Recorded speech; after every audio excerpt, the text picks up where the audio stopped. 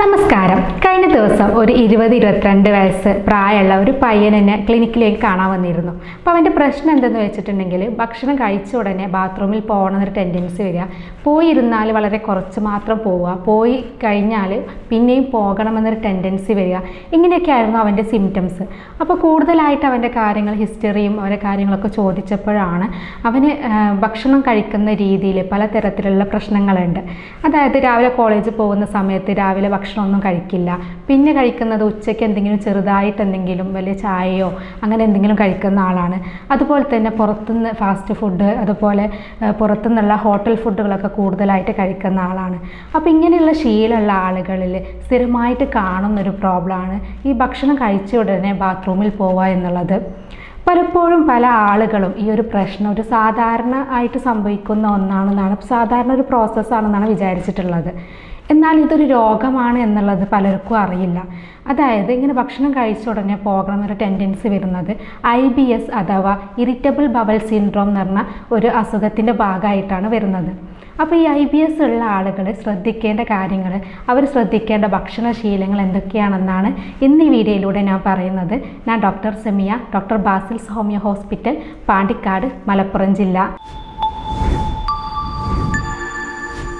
അപ്പോൾ ഈ IBS എന്ന് പറയുന്നത് നമുക്കറിയാം വൻകുടലിൽ വരുന്ന ഒരു അസുഖമാണ്. നമ്മുടെ വൻകുടലിൻ്റെ ചലനശേഷി കൂടുതലാവുക അല്ലെങ്കിൽ കുറയൊക്കെ ചെയ്യുമ്പോഴാണ് ഈ ഒരു ബുദ്ധിമുട്ട് നമുക്ക് വരുന്നത്. അപ്പോൾ നമുക്ക് വൻകുടലിൻ്റെ ചലനശേഷി കൂടുകയാണെങ്കിൽ നമുക്കത് എപ്പോഴും പോകാനുള്ള ടെൻഡൻസി ആയിട്ട് വരും, ലൂസ് മോഷൻ ആയിട്ടൊക്കെ പോകും. ചലനം കുറയുകയാണെങ്കിൽ നമുക്കത് മലബന്ധമൊക്കെ ആയിട്ടാണ് അനുഭവപ്പെടുക. പിന്നെ ഈ IBSൻ്റെ പലതരത്തിലുള്ള കാരണങ്ങളുണ്ട് IBS വരുന്നതിന്. ഞാൻ നേരത്തെ പറഞ്ഞ കുറച്ച് ഭക്ഷണശീലങ്ങൾ ആ ഒരു കാരണങ്ങൾ കൊണ്ട് വരാം. അതല്ലാതെ തന്നെ അതിൻ്റെ കൂടെ പ്രധാനമായിട്ട് കാണുന്ന ഒരു ലക്ഷണം എന്ന് പറയുന്നത് മാനസികമായിട്ടുള്ള പിരിമുറുക്കമാണ്. അപ്പോൾ നന്നായിട്ട് മാനസിക ടെൻഷനൊക്കെ അനുഭവിക്കുന്ന ആളുകളാണെങ്കിൽ അവർക്ക് ഇത്തരത്തിലുള്ളൊരു പ്രോബ്ലംസ് ഉണ്ടാവാറുണ്ട്. നമ്മുടെ ജോലി സംബന്ധമായിട്ട് എന്തെങ്കിലും ടെൻഷൻസ്, അതുപോലെ ജീവിതത്തിൽ എന്തെങ്കിലും ടെൻഷൻസ്, ദാമ്പത്യ ജീവിതത്തിൽ എന്തെങ്കിലും ടെൻഷൻസ് ഒക്കെ ഉള്ള ആളുകളിൽ, അതുപോലെ തന്നെ ഈ എക്സാമോ അതുപോലെ ഇൻ്റർവ്യൂ ഒക്കെ വരുന്ന സമയത്ത് കൂടുതലായിട്ട് ടെൻഷൻ അടിക്കുന്ന ആളുകളിലൊക്കെ കാണുന്ന ഒരു പ്രോബ്ലമാണ് ഈ IBS എന്ന് പറയുന്നത്. അതുപോലെ ചില ഹോർമോണുകൾ, സെറോട്ടോണിൻ എന്ന് പറഞ്ഞ ഹോർമോണുകൾ കൂടുതലായിട്ട് നമ്മുടെ ശരീരത്തിൽ എത്തിക്കഴിഞ്ഞിട്ടുണ്ടെങ്കിൽ അത് വൻകുടലിൻ്റെ ചലനശേഷി വർദ്ധിപ്പിച്ചിട്ട് ഇതുപോലെയുള്ള IBS പോലെയുള്ള അസുഖങ്ങൾ ഉണ്ടാക്കാം. പിന്നെ അതുപോലെ നമുക്ക് എരിവ്, പുളി, അതുപോലെ മസാല കൂടുതലൊക്കെ അടങ്ങിയിട്ടുള്ള ഭക്ഷണങ്ങൾ സ്ഥിരമായിട്ട് കഴിക്കുന്ന ആളുകളിലും IBS കാണാറുണ്ട്. പിന്നെ കാണാറുള്ളത് കൂടുതലായിട്ട് അണുബാധയുള്ള ആളുകളിൽ എന്തെങ്കിലും ചെറിയ തരത്തിൽ വൻകുടലിൽ എന്തെങ്കിലും അണുബാധയൊക്കെ വന്നു കഴിഞ്ഞിട്ടുണ്ടെങ്കിൽ അത് IBS വരാനുള്ളൊരു കാരണമാകാം. ഈ IBS ഉള്ള ആളുകളിൽ പലതരത്തിലുള്ള ലക്ഷണങ്ങൾ കാണാറുണ്ട്. അതായത് നമ്മൾ ഭക്ഷണം കഴിച്ച ഉടനെ ബാത്റൂമിൽ പോകണം തോന്നുക, നമ്മൾ ഭക്ഷണം കഴിച്ചാൽ നമുക്ക് വയറിൽ എന്തെങ്കിലും ഒരു സൗണ്ട് കേൾക്കുക, അതുപോലെ തന്നെ നമുക്ക് ഏമ്പക്കം ഇടയ്ക്കിടയ്ക്കായിട്ട് ഇങ്ങനെ ഏമ്പക്കം വരിക, പിന്നെ അതുപോലെ വയറിളക്കം, മലബന്ധം ഇങ്ങനെ മാറി മാറി വരിക, അടിവയറിന് വേദന അനുഭവപ്പെടുക, പോയി കഴിഞ്ഞിട്ടുണ്ടെങ്കിൽ നമുക്ക് മലദ്വാരത്തിൻ്റെ ഭാഗത്ത് കുറച്ച് നീറ്റലും പുകച്ചിലൊക്കെ ആയിട്ട് വരിക, പിന്നെ മലത്തിൽ കഫം കാണുക. ഇങ്ങനെയുള്ള പലതരം ലക്ഷണങ്ങൾ ഈ IBSൽ കാണാറുണ്ട്. ഇതിൻ്റെ കൂടെ തന്നെ ഈ IBS ഉള്ള ആളുകളിൽ തടി മെലിയുക, അതുപോലെ രക്തത്തിൻ്റെ അളവ് കുറയുക, പിന്നെ കട്ടിയുള്ള ഭക്ഷണമൊക്കെ കഴിക്കാൻ ബുദ്ധിമുട്ട് അനുഭവപ്പെടുക, ഇതൊക്കെ ഇതിൻ്റെ ഒരു ലക്ഷണമായിട്ട് കാണാറുണ്ട്. അപ്പോൾ ഈ IBS ഉള്ള ആളുകൾ ശ്രദ്ധിക്കേണ്ട കുറച്ച് കാര്യങ്ങളാണ് പറയുന്നത്. ഒന്നാമതായിട്ട് നമ്മൾ ഭക്ഷണശീലങ്ങളാണ്. നമുക്കറിയാം നമ്മുടെ ജീവിത രീതിയിലുള്ള മാറ്റങ്ങളും ഭക്ഷണശീലങ്ങളൊക്കെയാണ് ഇത്തരത്തിലുള്ള അസുഖങ്ങൾ നമ്മുടെ ശരീരത്തിൽ എത്തുന്നത്. അപ്പോൾ അതുകൊണ്ട് തന്നെ നമ്മൾ ഭക്ഷണങ്ങൾ ശ്രദ്ധിച്ചു കഴിഞ്ഞിട്ടുണ്ടെങ്കിൽ നമുക്കിത് പൂർണ്ണമായിട്ട് തന്നെ മാറ്റിയെടുക്കാൻ പറ്റുന്നൊരു അസുഖമാണ്. അപ്പോൾ അതിൽ നമ്മൾ ശ്രദ്ധിക്കേണ്ടത് എരിവ്, പുളി, അതുപോലെ കൂടുതലായിട്ട് മസാല അടങ്ങിയിട്ടുള്ള ഫുഡുകളൊക്കെ കുറക്കുക. ഇത്തരം ഫുഡുകൾ നമ്മൾ കഴിച്ചു കഴിഞ്ഞിട്ടുണ്ടെങ്കിൽ ഈ IBSൻ്റെ ലക്ഷണങ്ങൾ കൂടുന്നതായിട്ട് കാണാറുണ്ട്.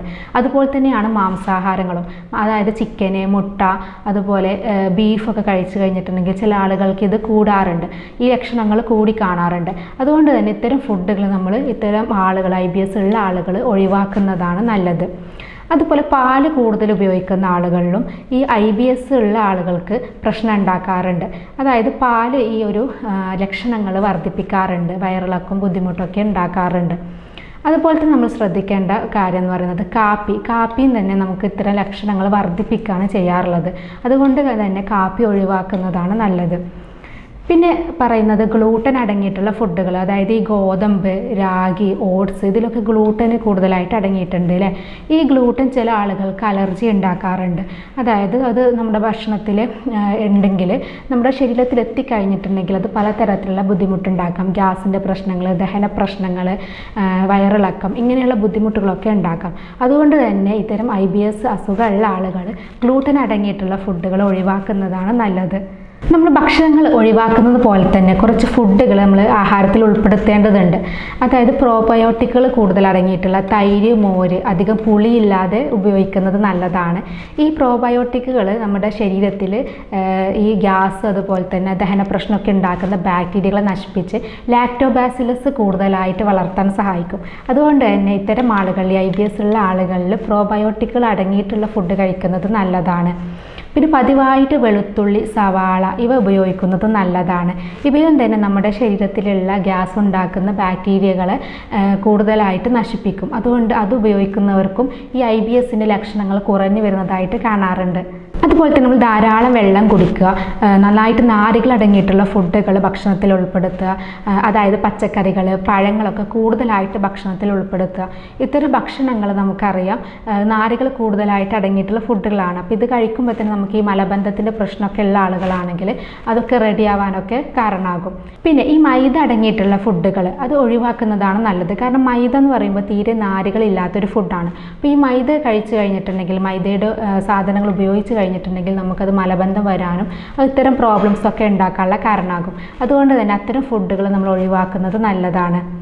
ഇനി രണ്ടാമതായിട്ട് നമ്മൾ പറയുന്നത് അധികമായിട്ട് മരുന്നുകൾ ഉപയോഗിക്കുന്ന ആളുകളാണെങ്കിൽ അതിൻ്റെ ഉപയോഗം കുറയ്ക്കുക. കൂടുതലായിട്ട് മരുന്നുകൾ ഉപയോഗിച്ച് കഴിഞ്ഞാലും IBS വരാൻ, അതുപോലെ IBS ഉള്ള ആളുകളിൽ അത് ലക്ഷണങ്ങൾ കൂടാനൊക്കെ കാരണമാകാറുണ്ട്. മൂന്നാമതായിട്ട് പറയുന്നത് മാനസികമായിട്ടുള്ള പിരിമുറുക്കം. മാനസികമായ പിരിമുറുക്കമാണ് പ്രധാനമായിട്ടും ഈ IBS വരാനുള്ള ഒരു കാരണം എന്ന് പറയുന്നത്. അതുകൊണ്ട് തന്നെ നമ്മൾ എന്തെങ്കിലും യോഗയോ ധ്യാനമോ ഒക്കെ ചെയ്തിട്ട് ഈ പിരിമുറുക്കം, ടെൻഷനുകളൊക്കെ ഒഴിവാക്കുക. പിന്നെ കൂടുതലായിട്ട് ഈ മാനസിക ടെൻഷനൊക്കെ അനുഭവിക്കുന്നുണ്ടെങ്കിൽ നമ്മൾ ഡോക്ടറെ കാണിച്ച് കറക്റ്റായിട്ടുള്ള ട്രീറ്റ്മെൻറ്റ് എടുക്കുക. അപ്പോൾ അതുകൊണ്ട് തന്നെ നമുക്ക് ഇത്തരം അസുഖങ്ങൾ നമുക്ക് നിയന്ത്രിച്ച് കൊണ്ടുപോകാൻ കഴിയാറുണ്ട്. മൂന്നാമതായിട്ട് പറയുന്നത് മാനസികമായിട്ടുള്ള പിരിമുറുക്കം. അപ്പോൾ ഈ മാനസികമായിട്ടുള്ള പിരിമുറുക്കമുള്ള ആളുകളിൽ IBS വരാൻ വളരെ ചാൻസ് കൂടുതലാണ്. അപ്പോൾ അതുകൊണ്ട് തന്നെ നമ്മൾ ധ്യാനം, അതുപോലെ യോഗയൊക്കെ ചെയ്തിട്ട് മാനസികമായിട്ടുള്ള പിരിമുറുക്കമൊക്കെ കുറയ്ക്കുക. അതുപോലെ കൂടുതലായിട്ട് അനുഭവിക്കുന്ന ആളുകളാണെങ്കിൽ കറക്റ്റായിട്ട് ട്രീറ്റ്മെൻറ്റ് എടുത്ത് ഡോക്ടറെ കാണിച്ച് അതിന് കൗൺസിലിങ്ങോ അല്ലെങ്കിൽ ടാബ്ലറ്റുകളൊക്കെ എടുത്തിട്ട് അത് മാറ്റിയെടുക്കുക. നാലാമതായിട്ട് പറയുന്നത് മദ്യപാനം, പുകവലി ശീലമുള്ള ആളുകളൊക്കെ ആണെങ്കിൽ അത് ഒഴിവാക്കുക. അഞ്ചാമതായിട്ട് പറയുന്നത് നന്നായിട്ട് ഉറങ്ങുക. ദിവസം ഒരു 6 മുതൽ 8 മണിക്കൂർ ഉറങ്ങുന്നത് വളരെ നല്ലതാണ്. ആറാമതായിട്ട് പറയുന്നത് നന്നായിട്ട് വ്യായാമം ചെയ്യുക. പതിവായിട്ട് വ്യായാമം ചെയ്യുക. ആഴ്ചയിൽ ഒരു 5 ദിവസമെങ്കിലും നമ്മൾ രാവിലെ ഒരു അരമണിക്കൂറോ അല്ലെങ്കിൽ 3/4 മണിക്കൂറോ വ്യായാമം ചെയ്യുന്നതും വളരെ നല്ലതാണ്. നമ്മൾ വീട്ടിൽ വെച്ച് തന്നെ ചെയ്യാവുന്ന കുറച്ച് കാര്യങ്ങളുണ്ട്. അതായത് നമ്മൾ പച്ചക്കറിയുടെ സൂപ്പൊക്കെ കൂടുതലായിട്ട് കഴിക്കുന്നത് നല്ലതാണ്. പച്ചക്കറിയുടെ അല്ലെങ്കിൽ നമ്മൾ ചിക്കന്, മട്ടന്, ബീഫ് ഇതിൻ്റെയൊക്കെ സൂപ്പ് ഉപയോഗിക്കുന്നത് നല്ലതാണ്. ഈ സൂപ്പിലുള്ള കൊളാജന് നമ്മുടെ വൻകുടലിനെ ആരോഗ്യത്തോടെ ഇരിക്കാൻ വേണ്ടി സഹായിക്കുന്ന ഒന്നാണ്. അപ്പോൾ കൂടുതലായിട്ട് നമ്മൾ സൂപ്പ് ഭക്ഷണത്തിൽ ഉൾപ്പെടുത്തുന്നത് നല്ലതാണ്. അതുപോലെ തന്നെയാണ് നമ്മുടെ മലയാളികളിൽ ഫുഡിൽ എപ്പോഴും കാണുന്ന ഒന്നാണ് കറിവേപ്പില അല്ലേ. അപ്പോൾ നമ്മൾ ഡെയിലി ഒരു രാവിലെ ഒരു 5-6 കറിവേപ്പില അരച്ച് അതൊരു ടീസ്പൂണ് കഴിക്കുന്നതും ഈ IBS ഉള്ളവർക്ക് ഈ ലക്ഷണങ്ങളൊക്കെ കുറയാൻ സഹായിക്കാറുണ്ട്. ഇനി ഈ IBS എന്ന് പറയുമ്പോൾ ഇറിറ്റബിൾ ബവൽ സിൻഡ്രോം, പലർക്കും ഇതിൻ്റെ ലക്ഷണങ്ങൾ കാണുമ്പോൾ പേടിയാണ്. ഇത് വലിയ ക്യാൻസർ ആണോ അല്ലെങ്കിൽ വേറെ എന്തെങ്കിലും പ്രോബ്ലംസ് ആണോ എന്നൊക്കെയുള്ളൊരു ടെൻഷനാണ്. അങ്ങനെ പേടിക്കേണ്ട ഒരു ഗുരുതരമായിട്ടുള്ളൊരു അസുഖമല്ല ഈ IBS.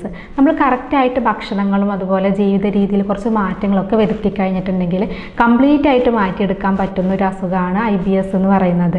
എന്നാൽ നമ്മൾ കറക്റ്റ് ശ്രദ്ധിക്കാതെ വന്നു കഴിഞ്ഞിട്ടുണ്ടെങ്കിൽ, കറക്റ്റായിട്ട് ട്രീറ്റ്മെൻറ്റ് എടുത്തിട്ടില്ലെങ്കിൽ ഗുരുതരമായിട്ടുള്ള പല അവസ്ഥയിലേക്കും പോകാൻ ചാൻസ് ഉള്ളതുമാണ്. അപ്പോൾ അതുകൊണ്ട് തന്നെ നമ്മൾ ഇത്തരം ലക്ഷണങ്ങൾ കാണിക്കുകയാണെങ്കിൽ ഇതൊക്കെ ഒരു സാധാരണ പ്രോസസ്സ് അല്ലേ എന്ന് വിചാരിച്ചിട്ട് വീട്ടിലിരിക്കാതെ കറക്റ്റായിട്ട് അതിനനുസരിച്ചുള്ള ട്രീറ്റ്മെൻറ്റുകൾ ചെയ്യുക. ഭക്ഷണ രീതിയിൽ മാറ്റങ്ങൾ വരുത്തുക, ജീവിത രീതിയിൽ മാറ്റങ്ങൾ വരുത്തി കഴിഞ്ഞാൽ നമുക്കത് പൂർണ്ണമായിട്ട് മാറ്റിയെടുക്കാൻ പറ്റാറുണ്ട്.